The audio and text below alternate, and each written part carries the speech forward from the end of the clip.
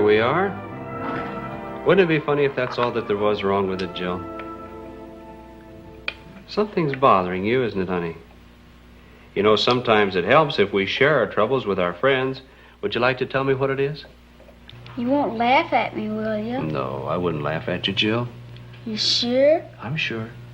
Well, how would you like it if all year long you planned on doing something and then right at the last minute you're told that you can't do it? Well, that would depend pretty much on what it was. Well, suppose you wanted to go to camp. You planned, you saved, you even made your reservations. Suppose you'd done all that. Wouldn't you be disappointed if you couldn't go? Yes. I think I would be disappointed, Jill, but if I know your mother and father, and I do, the reason you can't go must be a pretty good one. Oh, it's a good enough reason, all right. I have to stay home and help take care of little Paul. Little Paul, huh? How old is Paul now? Oh, about 3 months. How's your mother feeling, Jill? She's pretty tired, I guess. That's why I can't go. And I don't mind helping Mr. Fix-It. I do that all the time. It's just that, well, they could find somebody else for those 2 weeks. Yes, I suppose they could, Jill, but, you know, there are times when somebody else isn't the answer. What do you mean, Mr. Fix-It? Did you ever hear the story of the baby Moses? It might make you feel different about not being able to go to camp. Would you like to hear it? Okay. Why don't you come right back here and sit down, Jill? You comfortable? All right, now the first thing we'll do is open the Bible to the place where we find the story. It's over here in the Old Testament in the book of Exodus, the very first chapter. By the way, have you studied about Egypt in school yet? In geography. Well, now that's the place where our story took place, Jill, in the land of Egypt at a time when the pharaohs of Egypt were building big cities out of stone and brick. Now, while we listen to the story, we'll take a look at some pictures, huh? That word Pharaoh, don't you worry about it because it simply means king. And like the kings of any other country, some of them were good and some were bad. Now, this particular Pharaoh we read about in the Bible, and we know from what we read that he was a cruel and a wicked king, especially where the children of Israel were concerned. The entire nation of Israel, a nation with hundreds of thousands of people, were made slaves by the Pharaoh. And because there was such a great number of them, the king of Egypt was starting to worry about how strong they were and how that sometime they might rise up against him or join with an attacking enemy and overthrow his kingdom. Everywhere the Pharaoh went, he saw how the Israelites were growing in numbers. Actually, there were more of these slaves than there were Egyptians. And the king decided that something had to be done about it. Something that would weaken Israel as a nation. So the king decided to do a terrible thing. The king issued a command that every boy baby that was born to the Israelite people be thrown into the river to drown. The king did that? That's what the king did. Well, what'd the people do? Well, the Bible tells us what one family did. There was the father, whose name was Amram, the mother, whose name was Jochebed, and the 2 older children in the family, a girl by the name of Miriam, and a boy whose name was Aaron.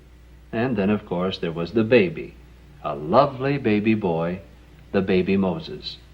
When the Lord blessed the family with this little boy, what should have been a time of happiness was a time of worry and concern. They were slaves, just like all the other Israelites, and they knew full well the penalty for disobeying the king. But regardless of anything else, these people believed in God. They worshiped God, and they tried to live as God would have them live. And to drown their tiny baby would be wicked and cruel no matter who said to do it. So the mother took it upon herself to save the boy as long as she possibly could, even if she should die for disobeying the king. 3 months went by, and the Israelite mother was able to keep her secret. But every day the baby was becoming stronger, And just like all babies, he would cry once in a while, and the mother began to realize that she could no longer hide the boy. Before long, someone would hear the child, and when that happened, he would be torn from her arms and thrown into the river to die. Something else needed to be done. Something that would be safer for the baby and safer for the family as well. So the faithful mother busied herself with another plan for saving the life of her baby. A plan that required a lot of courage. A plan that showed how fully Moses' mother trusted in God. Using plants called bulrushes, plants that she had gathered from the banks of the river Nile, the Israelite woman wove what appeared to be at first a simple basket. Then she took some slime or river mud and carefully covered the basket, and over the mud she spread some tar. And then she set the basket in the sun. When the basket was dry, it was actually a tiny boat, a boat that would really float on the water. Inside the boat, the mother made a nice soft bed, and on the bed she placed her baby. And then came the hardest part of all.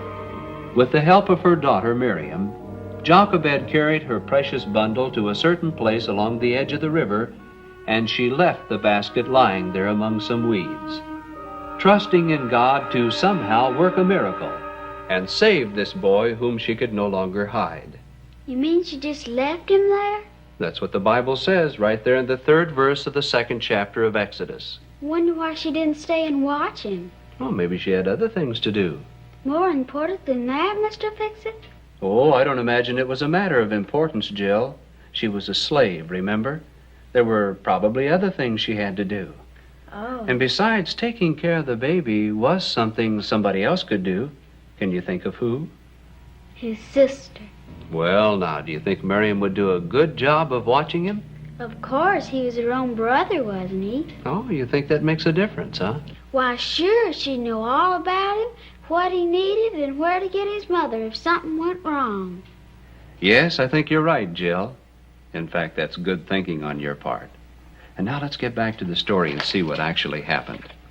As Miriam watched and waited, just imagine how she must have felt. Would nobody come and the baby just lie there and die? Or would someone come along and find the baby and throw him into the river to die? All of a sudden, Miriam leaned forward and listened. The sound of voices told her that someone was coming. And when the Israelite girl saw who it was that was coming, she probably wanted to run, because coming towards her and her baby brother was one of the most important people in all of Egypt. It was the princess of Egypt herself, the Pharaoh's own daughter. And walking along the bank with her were the many servants that waited on her. When the princess saw the odd little basket lying there by the water's edge, she probably thought to herself, a basket? By the river? I wonder what we'd find inside. The basket was brought to the place where the princess stood. And when the top was opened, and the princess looked down inside and saw what was there, and the heart of the Pharaoh's daughter was filled with pity. She knew at once what had happened. This tiny baby was one of the Hebrew boys her father had sought to destroy. Miriam could see from her hiding place how the princess was feeling sorry for the baby, and Miriam seemed to sense that this was the time to say something. So Miriam left her hiding place and ran to where the princess stood and spoke right up, saying, "Shall I go and call a nurse for you? A Hebrew woman that will nurse the baby?" The princess of Egypt said, "Yes, go." Miriam ran as fast as her legs would carry her to tell her mother of the wonderful news. Not only was their baby going to be safe, he would be cared for by his very own mother. And no one would dare to say anything, for this had been ordered by the daughter of the king. When Miriam and her mother returned to the place where the princess waited, they were given the baby and told to take good care of him, and when the boy was old enough, to bring him to the palace. And then we read here in the Bible where the woman took the child and nursed it. And the child grew, and she brought him unto Pharaoh's daughter, and he became her son. And she called his name Moses. And she said, "Because I drew him out of the water." Isn't that a wonderful story, Jill? Just think, Moses grew up to be one of the greatest men in the world. Did he get to be king? Oh, he could have been. He was a member of the royal family. But you know, Jill, those first few years at home, the years that he spent with his real mother, Moses was told about God. He was taught to believe in God and to pray. And you know what? When Moses grew up, God used him to deliver the Israelites from their slavery in the land of Egypt. Why'd you tell me this story, Mr. Fix-It? Can you tell me why? Because you wanted me to hear about Miriam? Yes, but why? Because she helped her mother with her baby brother? That's right, Jill, but what would have happened if Miriam had wanted to do something else? Something she had planned for a long, long time. You mean like going to camp? You get the idea, Jill. You know, there's one other thing that not even we daddies and mamas think enough about. We don't know what a child might grow up to be. For all we know, that baby brother of yours might be just as important in God's plan as the baby Moses was. And your taking care of him might be just as important as what Miriam did.